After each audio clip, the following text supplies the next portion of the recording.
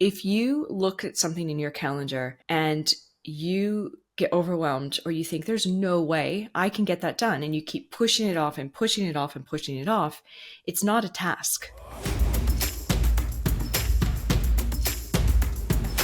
Welcome back to episode 135. Take a deep breath. That is what the Calm app tells me to do each time I open it. And that is exactly what I do when I see those words. I breathe in and I breathe out. Sometimes feeling better is as easy as taking little baby steps. So guys, I'm running ads right now for a coaching service that we offer. It's essentially there to help business owners with focus, clarity, and working in their zone of genius. So what they're really good at. In other words, it's basically there to help people feel happier with the work that they're doing in this world. And this is what's interesting. So I do marketing in my business. So I was testing a whole bunch of phrases and, positioning and language and all sorts. And three things have really, really, really resonated with people that are seeing the ads promoting the coaching. I want to share these with you guys. See if they resonate with you as well. So the first sentence that really struck a chord is this one.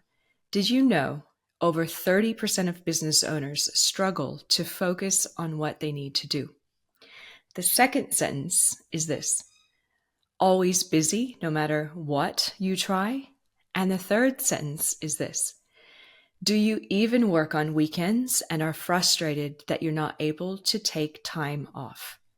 So those three sentences, out of all the ones I'm testing, people are just clicking on like crazy. And because of this, I thought in this episode, I will share a couple of ideas to help shift these feelings of overwhelm, constantly working, constantly feeling busy, constantly feeling behind. So there's two little sections I want to share with you. And the first one is this. Here's how to seek fulfillment in the midst of chaos and busyness in your life and your business. Here's how to seek fulfillment. Number one, embrace micro moments. So find fulfillment in small, everyday little moments. It could be a meaningful conversation that you have with somebody. Maybe you just do, like I said on the Calm app, a 3 to 5 minute guided meditation, or maybe appreciating nature, just getting outside and feeling the sun on your skin or the ground on your bare feet. Embrace little micro moments. The next is to set intentional mini goals. Now, instead of big, huge, daunting goals, which have their time and place, set achievable daily or weekly goals that provide a sense of accomplishment. That's the key, without overwhelming your schedule. I have learned that a lot of my to-dos are like project plans. I'm like, seriously, I'll put in my calendar, redo my website. I mean, come on. Like, how many tasks, milestones, things in there are needed to make a redone website happen? Rather than say, maybe map out a project plan to redo my website.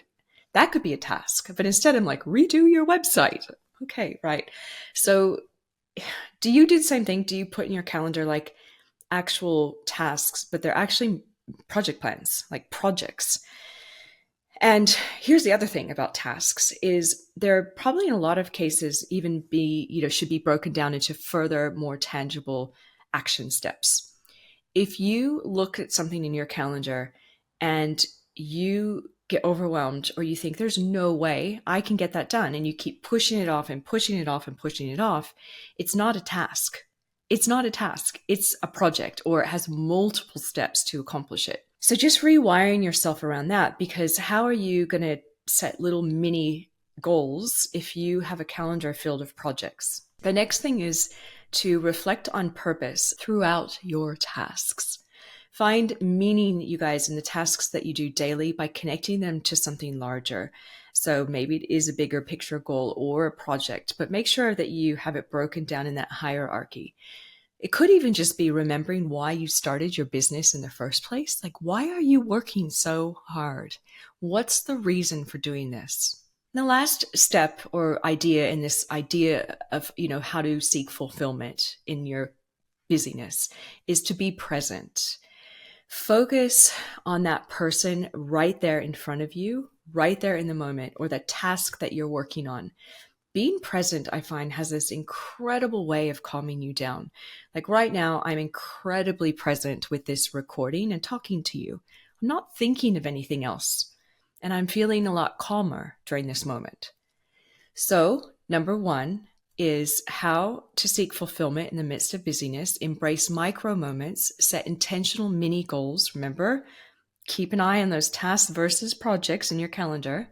Reflect on the purpose of your tasks, like reflect on the purpose of why you're doing them, and be present. There's another thing I want to share with you, and that is some ideas on how to bring in more happiness without sacrificing time, because I find that fulfillment and happiness are the key to feeling good day to day. So let's talk happiness. So a couple little ideas with that. So how you bring in more happiness. Number one is to integrate happiness into your routine activities. How can you add joy with things you do every single day in your life? Like listen to your favorite music while commuting rather than always listening to business trainings or business podcasts like I do, just hint, hint. But I am getting better at opening really great Spotify playlists that I've saved or built. So bringing in music that you love, practicing gratitude during your meals. I mean, you're already doing something, so maybe just take a moment to feel grateful for something in your life. Maybe just watching something inspiring. So in between phone calls when I need to decompress, I'll go and watch something inspiring or funny. I mean, it literally, I'm a big dog and cat lover, animal lover. So my discovery feed on Instagram tends to be lots of animals. But I love it. It's brainless. It's fun. It makes me feel good. I watch silly cat videos. Yes, I'm sorry. I'm one of those people. Or dogs. Or these days I've been watching raccoon videos because my stepson's girlfriend's into raccoon videos and bears, like big bears. Long story short, they make us feel good and we laugh. So we watch them. But find inspirational, funny videos, whatever that means to you. And this is what's most important is make sure that you're not watching videos that make you feel ick. Like if you're on Instagram or wherever you go to watch your videos or TikTok or wherever, and you start to feel that comparisonitis, like, oh, that person's life is better, or she's skinnier or better, or he has a nicer house or a car.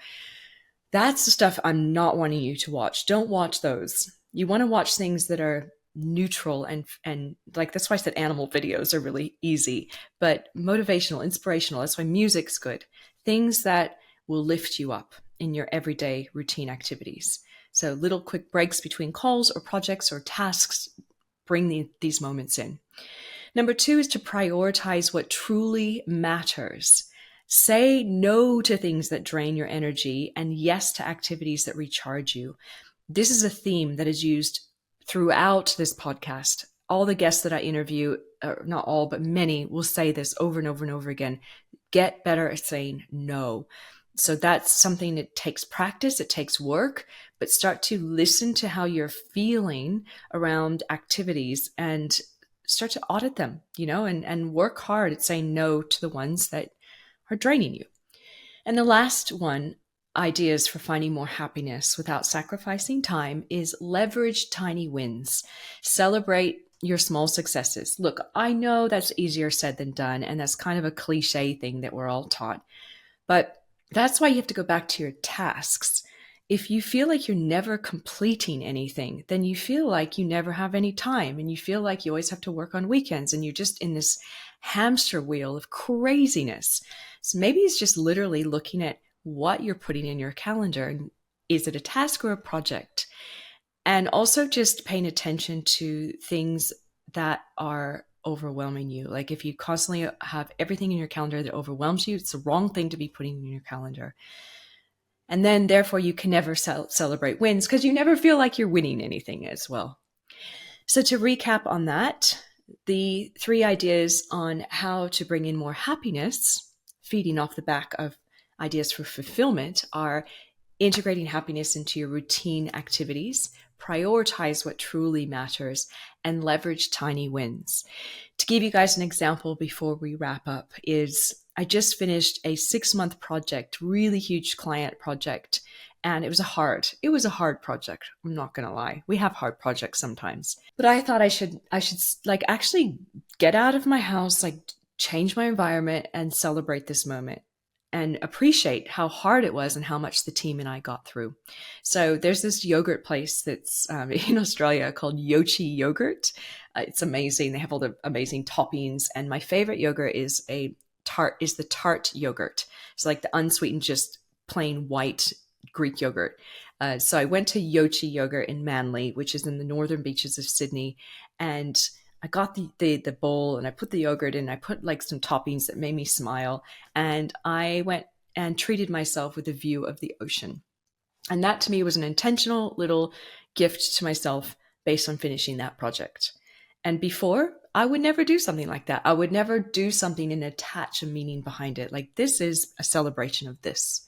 Because just by doing that, I was able to reflect on the fact that I got through a difficult project and it came out the other side. So find the little things that lift you guys up and make sure that you do more of them. And when I say little things, I literally mean little. Back to the app. Just breathe. Just take a deep breath. Simple little things each day, hopefully, will help you feel more fulfilled and fill your life with more happiness. Thank you guys so much for listening. I will talk to you very soon in the next episode.